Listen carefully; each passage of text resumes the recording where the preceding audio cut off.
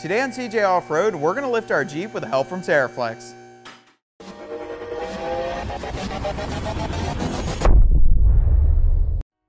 If you're looking to upgrade the suspension of your 2007 to 2018 Jeep JK Wrangler, today we're going to be installing this TerraFlex Suspensions ST2 system featuring their 3.1 Falcon shocks onto our 2008 Jeep Wrangler. This TerraFlex ST2 suspension lift kit is going to be perfect for the street and trail. It features the Falcon 3.1 shocks, front lower control arms, brand new coil springs, and everything you need to get it bolted up. It includes extended bump stops, brake line relocation brackets, and all the hardware necessary to get your Jeep up in the air safely. It's going to give you better off-road flex and articulation and really increase the performance of your Jeep Wrangler. With that being said, we're going to get it installed on our 2008 Jeep Wrangler. To complete this installation, you're going to need a lift or a jack and jack stands, as well as a well-stocked mechanics toolbox. You're going to want to have some deep sockets as well as some short sockets to help you along the process.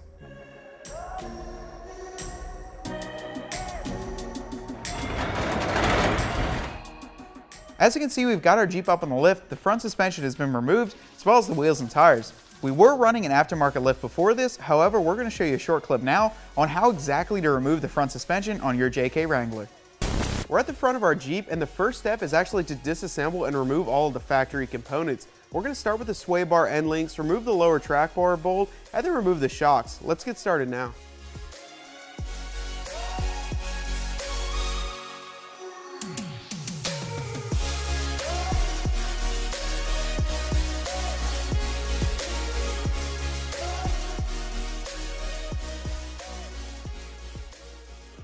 Once you have the front sway bars removed, you can take the factory bolts and hardware and just toss it aside. The kit actually comes with new sway bar links and new hardware.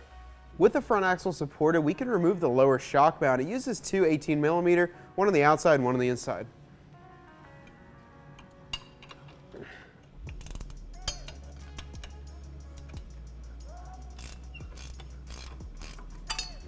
Once you pull the shock hardware out, make sure you hang on to it. You'll be using it for your new shocks. With the lower shock bolt removed, we can now remove the upper stud.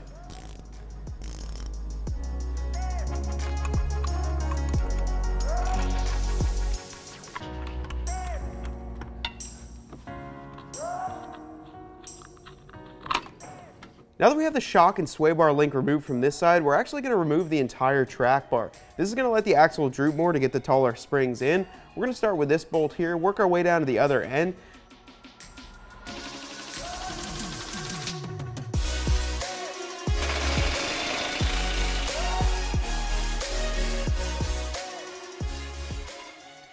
Now we're going to move on to the lower mount of the track bar. We actually have our steering stabilizer onto a separate bracket here. Let's get that pulled off, and then we can pull off the lower track bar bolt.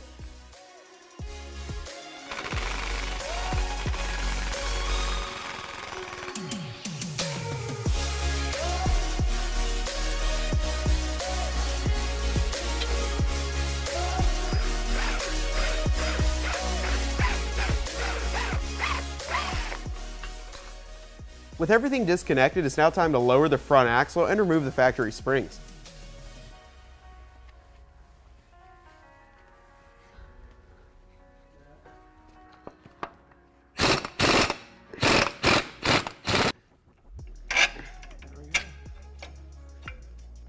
Once the front bolt's removed, we can move on to the rear.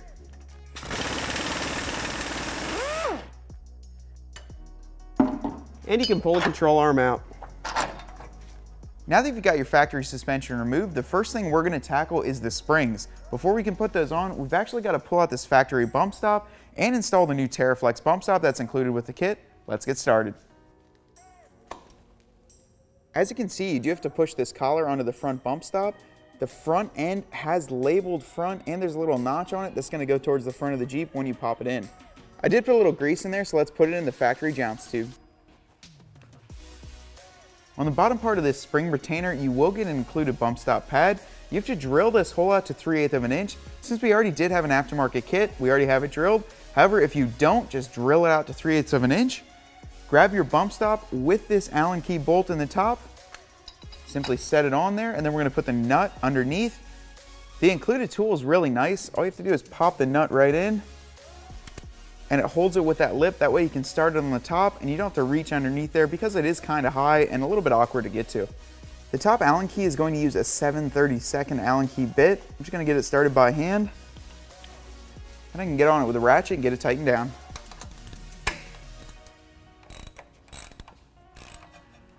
Just like that, your bump stop pad's completely installed. After you have the upper bump stop installed as well as the lower pad, it's time to install the spring. I like to put it onto the top first. Pull down the axle a little bit.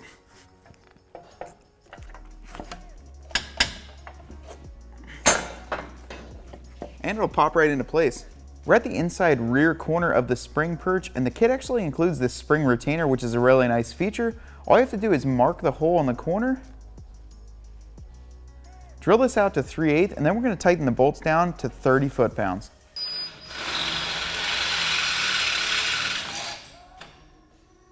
Place the retainer back on over the hole you just drilled. Grab the included hardware, go right through the top.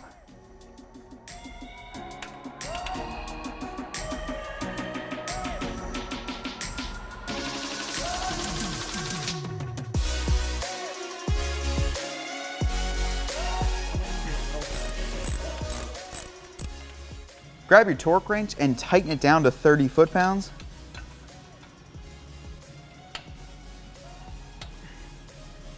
Then you're ready to move on to your shock. Go ahead and grab your front shock. As you can see here, there's an L on here. It's going to be for the front driver's side. I actually did separate the top mount a little bit. It doesn't take any hardware to do it or any tools. Just split it out a little bit. That way you can get the pin for this back into that hole in the shock tower.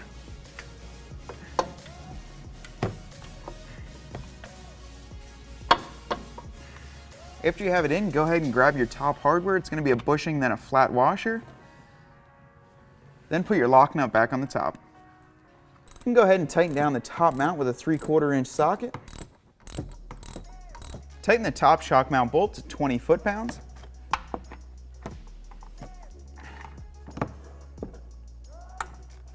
One of the nice things that TerraFlex includes with this kit, before you put your lower shock mount bolt on, you actually get their brake line and ABS line retention bracket. This is a super nice rubber and metal bracket. It's going to keep everything tucked away and away from your wheel and tire. That goes on the outside of the shock bolt. Sometimes it helps to use a little mallet to pop that shock bolt in. If it doesn't want to go in too easily, don't force it or you might mess up the threads on the other end. Once you have it in, place the nut on the back side. Before we tighten down this lower shock bolt, I'm actually going to get this into place with the zip ties. Then when I figure out where this wants to rest, I'll tighten up the lower shock bolt. Slip the ABS line underneath the brake line. There's a nice slot for it. Then you're going to use the included zip ties to get it nice and tight.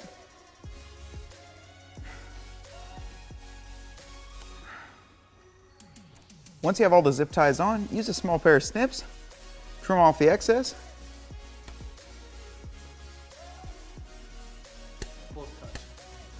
Now that the brake line and ABS line retention bracket is properly installed, we're going to torque down this lower shock mount bolt to 56 foot-pounds.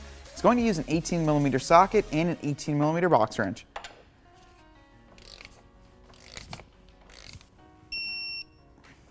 Just like that, you're good to go.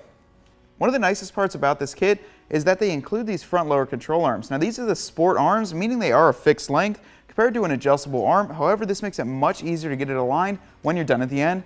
We're going to get them installed.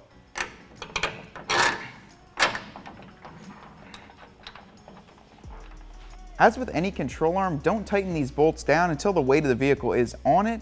It's going to prevent binding and eliminate any issues at the end. So I'm going to leave these just snugged up in the back. I like to leave it hang, that way I can adjust it on the front, kind of manipulate it to get it on the axle mount. Place the front mount onto the axle side. Go right through. Put your nut on the back side. Same as the rear, you're not going to get these tightened down until the weight of the vehicle is on. We're actually going to move back up front and deal with our sway bar links. The first step is to install this lower sway bar link. This is going to allow them to be completely removable when you're out on the trail, get you some more articulation. Going to put a washer over it, slide it from the inside out, then put your Nylock lock nut onto the back. Another nice part about these links is they've machined it a little bit here. You can get a box wrench onto it. That way you're not trying to get it onto it with a pair of pliers or channel locks and mar it all up. The actual pin end is going to use an 11/16 box wrench to get around there. And then on the back side, you're going to use a 3/4 inch socket. Now I like to keep the pin horizontal when you put it in. You can either do it horizontal or you can do it vertical. I just think horizontal looks a little bit nicer, plus it's a little bit easier to pull off when you're out on the trail. Place your top stud through the outside to the inside. Then use the included lock nut. Get it tightened down. With that just snug, I'm going to slide the lower part of the sway bar link on. Go ahead and place the large washer over the stud. Then use your quick disconnect pin. Slide it right over. Now we'll tighten down the upper part. Get this top bolt torqued down to 59 foot-pounds. Take the washer and the pin back out, torque the lower bolt down to 59 foot-pounds. Many times when you're out on the trail, you're looking for a place to store the sway bar links. Since this does have a fixed upper, TerraFlex includes a bracket that goes on this front body mount here. It actually allows you to put it up in and place a pin on it, keep it out of the way. Simply removes with an 18mm socket. With our body lift, we actually do have a shank nut in here instead of a standard nut. If you don't have a body lift, which many of you I'm sure don't, it's just going to be a nut in there. Makes it nice and simple. We do have to modify our bracket for our style of nut.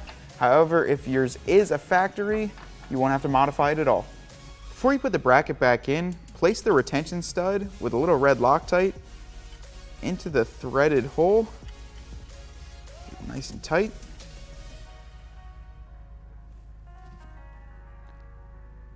Use a 9/16 inch wrench to get a little bit snugged up. Then you're going to place your jam nut onto the back.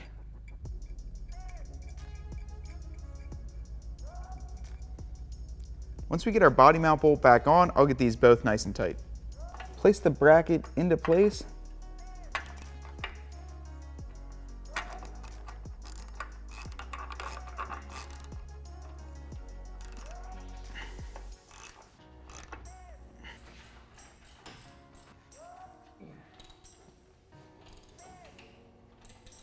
I'm going to tighten down the pins a little bit more now that it's mounted up.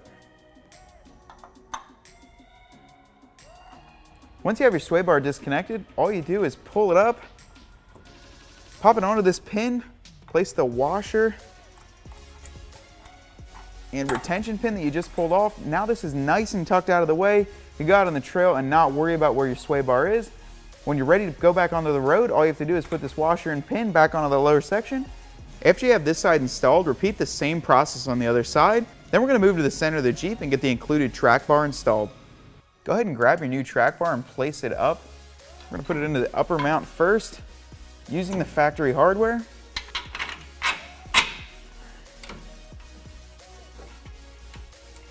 Get that snugged up on the back. Place the factory bolt into the bottom mount. We do have an aftermarket bolt, but you'd place your factory into this section. I got it. Use a little rubber mallet. You got the wing nut back there?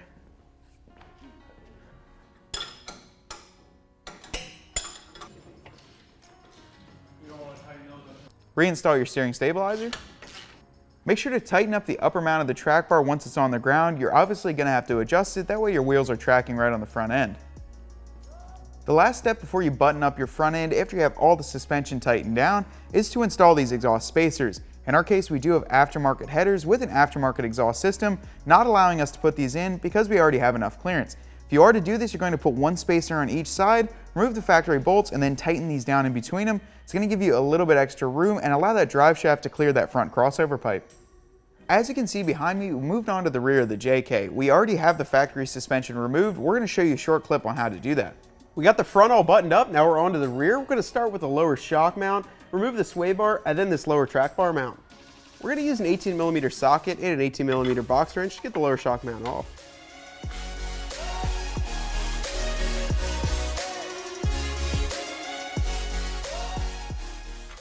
Once you get the lower bolt out, remove the top two.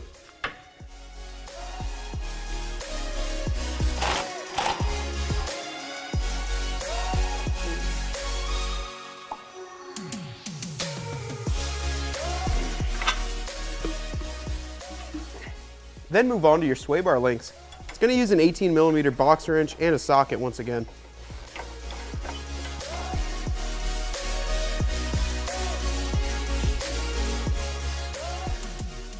Now make sure you hold on to this hardware and the sway bar link as you're going to be reinstalling it. Use a 21mm socket to remove the lower track bar bolt.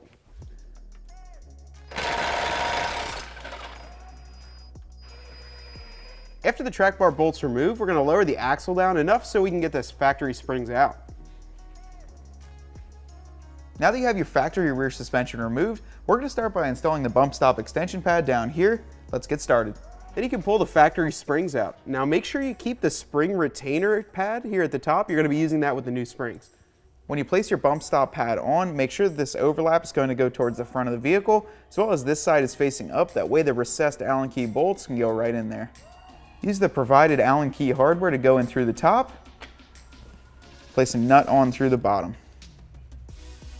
The next part of this kit is to install the track bar relocation bracket. It's going to slide over the factory track bar mount and then utilize the lower control arm bolt, give it some extra support. It'll slip on nice and easily. You'll get a U-bolt on this side. Place the control arm bolt on, back on loosely. And then for the original hole, you're going to use the provided hardware as well as this spacer. That way it doesn't crush the bracket. The track bar will go into one of these two holes up here.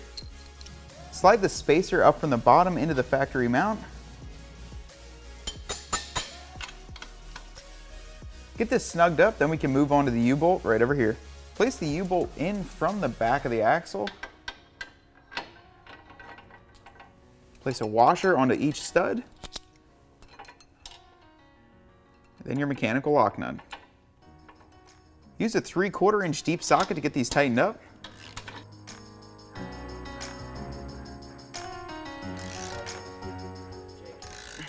Torque the U-bolts down to 45 foot-pounds. Torque the track bar bolt down to 125 foot-pounds. Go ahead and put the factory bolt back into place. Then get it tightened up. Before we move on, we're going to pull this bump stop out. We're going to replace it with the TerraFlex bump stop. Grab a hold of it, just pull it down towards you.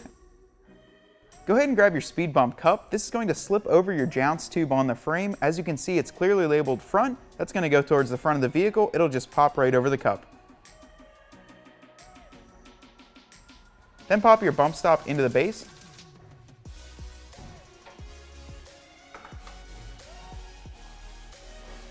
We're now ready to put the coil spring in. Go ahead and place the retention pad on the top.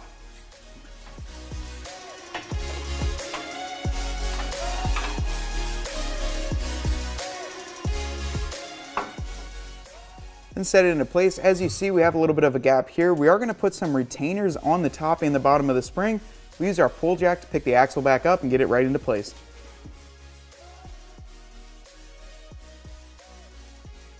We're going to place the upper spring retention clamp. It's going to go onto the body and come up from the bottom.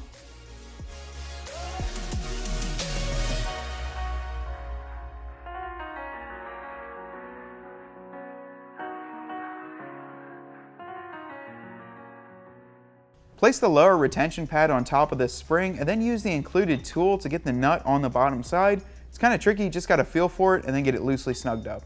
In order to get the shock mounted, the Falcon 3.1 series use a larger offset mount. You're going to have to drill out this outside hole, test fit it a little bit, and figure out what works for you. Go ahead and put the included spacer in between the lower shock mount. Slide it in through this way. Put the washer on the back side and your mechanical lock nut. We'll get this all tightened down after we have the shock on this side. That way it doesn't spin on us. Go ahead and use the factory bolts to go up through the top studs. Just get the top mounts loosely installed. We're going to work on the bottom here next. Go ahead and place your new Falcon 3.1 series shock on the bottom here. It's going to go with the logos outwards, and there's a little L on the bottom here, same as the front. Place the included washer and mechanical lock nut on the outside. Just get it snugged up. We're going to tighten this one down as well as the inside now that we have everything mounted up.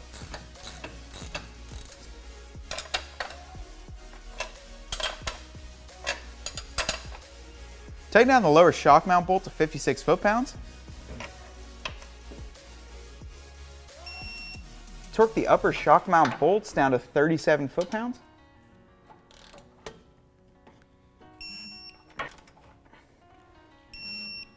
Then we can move on to the sway bar links.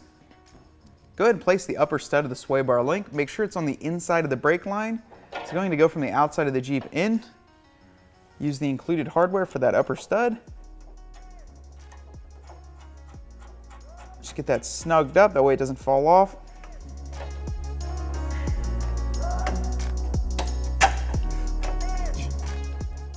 Put the lower bolts in and then the factory nut onto it. Now we can go back and tighten everything down. The lower part of the sway bar link uses an 18mm socket and an 18mm box wrench to get it tight.